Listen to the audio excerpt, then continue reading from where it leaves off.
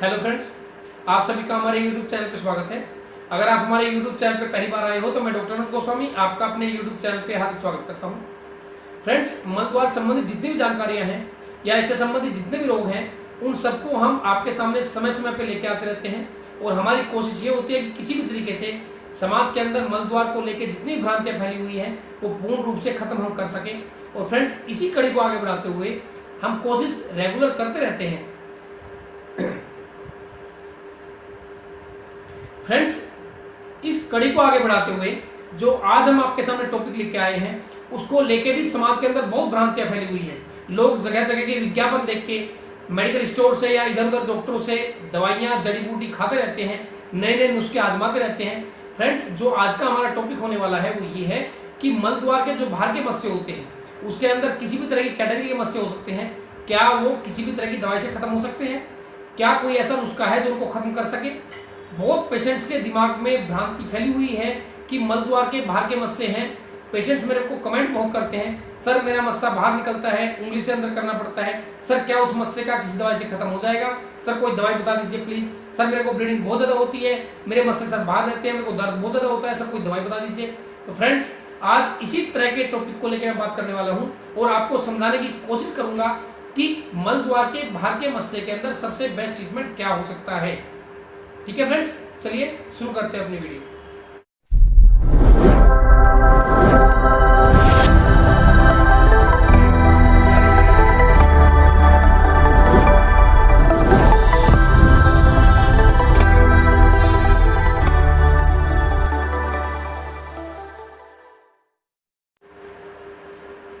तो फ्रेंड्स, सबसे पहले तो समझने वाली बात यह है कि मलद्वार के बाहर के मस्से का क्या मतलब है। क्या मलद्वार के बाहर के मस्से केवल एक तरह के होते हैं? क्या इनकी कैटेगरी केवल एक जैसी होती है या फिर ये अलग अलग कैटेगरी के होते हैं? तो फ्रेंड्स, सबसे पहली समझने वाली बात है कि मलद्वार के जो बाहर के मस्से हैं, जो पेशेंट्स को लगता है, अगर अचानक किसी पेशेंट को मलद्वार के बाहर मस्सा बनता है, that is called thrombosed pile mass. Thrombosed pile mass को लेकर मैंने वीडियो बना रखा है। थ्रोम्बोस पाइलमास बिना सर्जिकल प्रोसीजर के बिल्कुल भी ठीक नहीं हो सकता। 3rd डिग्री और 4th डिग्री जो पाइलमास होते हैं, जो मलद्वार से बाहर आते हैं और वापस अंदर चले जाते हैं या फिर उंगली से उनको अंदर करना पड़ता है, या कुछ ऐसे मस्से जो बाहर आते हैं और अंदर नहीं जाते, पेशेंट को अनबेरेबल पेन होता है, पेशेंट को बड़ा डिस्कम्फर्ट होता है उठने में बैठने में, ऐसे पाइलमास क्या दवाई से खत्म हो जाते हैं? बिल्कुल नहीं फ्रेंड्स। इस तरह के मस्सों के अंदर ना कोई इंजेक्शन सक्सेस होता, जो इंजेक्शन विधि होती है वो भी सक्सेस नहीं होती। केवल और केवल साफ सुथरा इसके अंदर बेस्ट वर्क करता है, बिकॉज ये रूट के साथ वर्क करता है और आपकी बीमारी को रूट से 100% इरेडिकेट करता है। तो 3rd डिग्री और 4th डिग्री के अंदर भी क्या होगा? साफ सुथरा होगा। थ्रोम्बोस पाइलमास के अंदर छोटा सा सर्जिकल प्रोसीजर होता है, वो चीज अलग होती है। उसके बाद जो आपकी कैटेगरी आती है वो सेंट्रल टैग की आती है। कभी कभी पेशेंट को सेंट्रल टैग पड़े होते हैं जिसको पेशेंट एक्सटर्नल पाइलमास की कैटेगरी में मानता है, लेकिन वो एक्सटर्नल पाइलमास नहीं होता, वो चमड़ी का बढ़ा हुआ एक हिस्सा होता है जो एक घाव के साथ लगा होता है, जिसको हम बोलते हैं फिशर विद सेंटिनल टैग। इस तरह की कैटेगरी के पेशेंट को भी साफ सुथरा 100% कराना पड़ता ही पड़ता है। अगर उसको लगता है कि सेंट्रल टैग उसका खत्म हो जाएगा तो उसके दिमाग में केवल और केवल भ्रम है, वो अपना समय और पैसा दोनों बर्बाद कर रहा है, अपनी बीमारी को बढ़ा रहा है। तो ऐसे पेशेंट का भी साफ सुथरा होता ही होता है। हाँ, लेकिन अगर सेंटिनल टैग घाव के साथ नहीं लगा हुआ, वो ऐसे ही किसी एरिया के चारों तरफ कहीं पड़ा हुआ है, तो फिर उसको किसी भी तरह की डरने की जरूरत नहीं है, अगर वो आपको पेन नहीं करता, कोई दिक्कत नहीं करता तो। ठीक है फ्रेंड्स, तो समझने की कोशिश किया करें कि क्या मलद्वार के बाहर के मस्सों के अंदर किसी तरह की दवाई काम करती है? तो बिल्कुल नो, नहीं, किसी भी तरह की दवाई बिल्कुल भी काम नहीं कर सकती। आपको केवल और केवल साफ सुथरा कराना पड़ेगा। अगर आपको अपनी बीमारी को भयावह रूप नहीं देना है तो, अगर आपको अपनी बीमारी से बचना है तो तुरंत साफ सुथरा स्पेशलिस्ट से मिले और अपना ट्रीटमेंट कराएं, जीवन भर के लिए टेंशन फ्री हो जाए। अब इसके अंदर बहुत सी बातें ये भी आती है कि सर मॉडल सर्जरी करा लें, सर स्टेपलर सर्जरी करा लें, सर लेजर सर्जरी करा लें। देखो, ये चीजें डिपेंड करती है पेशेंट के विवेक के ऊपर कि पेशेंट को क्या कराना है।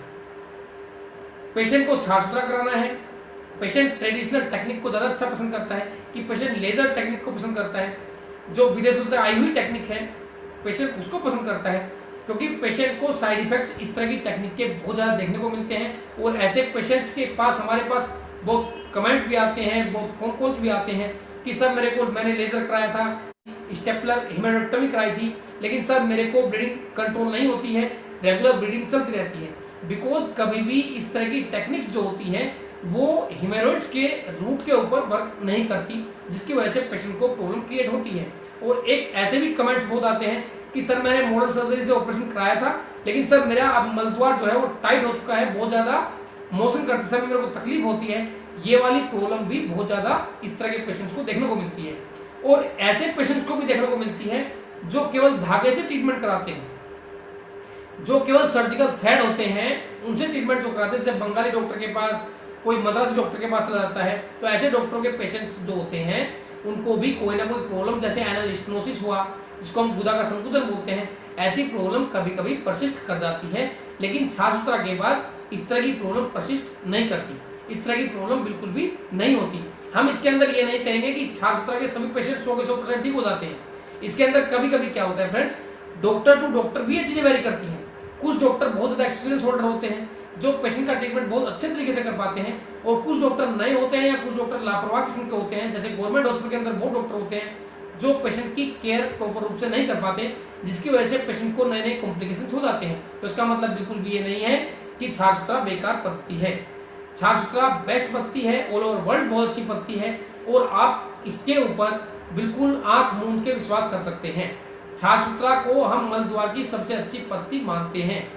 ये सबकी अपनी अपनी पर्सनल ओपिनियन हो सकती है, लेकिन मेरी पर्सनल ओपिनियन जो है वो ये है कि छाछ सूत्रा के पेशेंट्स को सेकंड जो कॉम्प्लिकेशंस होते हैं वो बिल्कुल भी नहीं आते, और पेशेंट जीवन भर के लिए स्वस्थ हो जाते हैं। तो फ्रेंड्स, आज तो हमारी वीडियो में इतना ही है। अगर आपको हमारे द्वारा दी गई जानकारी अच्छी लगती है तो हमारे चैनल को सब्सक्राइब करें, लाइक करें, कमेंट करें, किसी भी तरह की आपकी क्वेरी हो तो। जय हिंद।